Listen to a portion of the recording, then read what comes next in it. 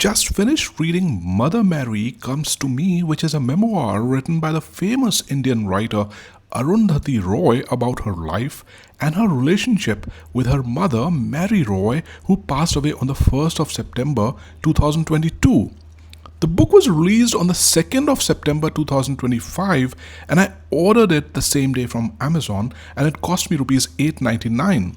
The book is 372 pages long, divided into 42 chapters, so you can keep reading it in multiple sittings, a chapter at a time, or you can do a binge reading all at once and it'll be equally enjoyable. It is Arundhati Roy's first work of a memoir, and I must say, worth its weight in gold. The memoir explores Arundhati Roy's profound and complex relationship with her mother Mary Roy and a beautiful insight not only into the kind of personality which was Mary Roy, but also a view of her own life story from being a little child brought up in more than a strict fashion by her mother and no father, to how she became a Booker Prize winning author, from her famous book The God of Small Things to her activist roles in the Narmada Bachao Andolan, and to how she spent time with the real Naxalites to understand their point of view, captured in her work Walking with Comrades. Curiously enough, I had never read Arundhati Roy's works before. I knew that she's a famous writer and all, but I hardly knew anything about her. Mother Mary Comes to Me thus became the first book which I read written by Arundhati Roy, and thus I was in a unique position where I did not know anything about her, the characters she had invented in the past, the kind of language she employs, and so forth.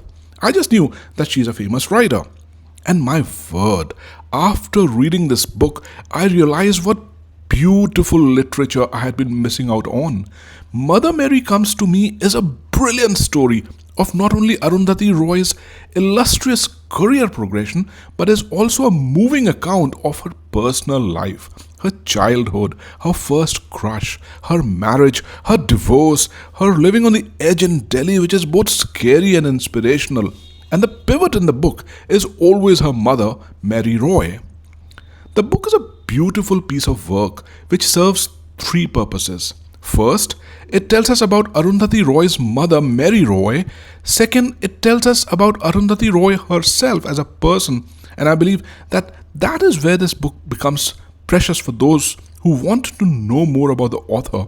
And third, it reveals and introduces to us the other works of Arundhati Roy, like The God of Small Things and The Ministry of Utmost Happiness, which are the works of fiction, and her other works of non-fiction like The Algebra of Infinite Justice and Walking with Comrades and so forth. This third point is interesting because for readers like me who are reading Arundhati Roy's works for the first time via Mother Mary Comes to Me, we will be so much impressed with her writing that we will immediately order all her other books and bury our heads into those. So either very intelligently or perhaps inadvertently, Mother Mary Comes to Me also does marketing of all the other works of the author, because the book uses snippets of her other works which serve as teasers for the readers in various sections of the current book, Mother Mary Comes to Me. The book describes how Arundhati Roy, along with her brother and mother Mary Roy, were left stranded on the streets of Kerala, how desperate their situation was, and how her asthma-suffering mother fought against all odds to start a small school, which became a great success later. Mary Roy challenged the discriminatory Travancore Succession Act of 1916 in India, which restricted Syrian Christian women to only a token share of their father's property. Her determination led to a historic 1986 Supreme Court ruling that declared the Travancore Act invalid.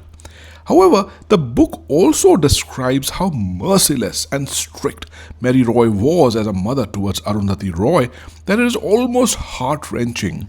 But somewhere you also realize that Arundhati Roy was being trained by her mother to unleash her into the brutal world. The power of the English language that was imparted by Mary Roy to Arundhati Roy proved decisive in Arundhati's survival later in the world, as she left her house at a tender age of 16 to come to the dangerous New Delhi to study planning and architecture as a girl on her own. The tale of how Arundhati survives New Delhi and becomes a success shows what grit and determination she's built of. You almost feel scared when Mother Mary Comes to Me describes how Arundhati was brought up and how she meandered through the nearly ghetto life of Delhi to achieve success. Arundhati Roy has been surprisingly candid and has revealed the most personal and intimate aspects of her life. How she first got married, how she made love in the college, how she went for abortion, how she stepped into the house of Pradeep Krishnan and made it her own, how she smoked marijuana with gay abandon, how she survived the precarious situation with police during the shooting of the famous film Masi Sahib, how she won the Booker Prize, how she lived with the Naxalites, and how she spent a single day in jail after being convicted of the contempt of court. I came to know from her courtroom accounts that the plural of summons is summonses. What a terrible drunkard dad she had, whom her mother always called a nothing man. How her mother Mary Roy churned out generations of strong and iron-willed students out of her school, where her mission became to disabuse boys of their seemingly God-given sense of entitlement. And finally, her mother's last days when she constantly needed machines to support her life, her hallucinations, and finally when she passed away, how they cremated her and built her a memorial.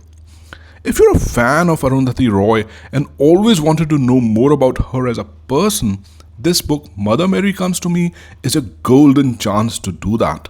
Let me read out a paragraph from page 271 when she talks about the success of the God of Small Things. Quote, "Like many women, I became almost apologetic about myself and my so-called success. At times, it seemed as though every tender moment in the God of Small Things had been traded in for a silver coin, and that if I wasn't careful, I would turn into a cold silver figurine with a cold silver heart." Unquote. The language is world class, worthy of being taught as chapters in a school. It felt a roller coaster of emotions, where you sometimes have those tender moments, at other times you are almost horrified, at others you feel angry. Some moments bring out a smile from you, and yet at others you are judging the author herself, whether she is morally right or wrong. And then you realize that for life in general, and for Arundhati Roy and her mother Mary Roy in particular, there's nothing black and white, but just shades of grey. Discover those shades of grey in this moving book where Arundhati Roy makes you eat out of her hands, called Mother Mary Comes to Me.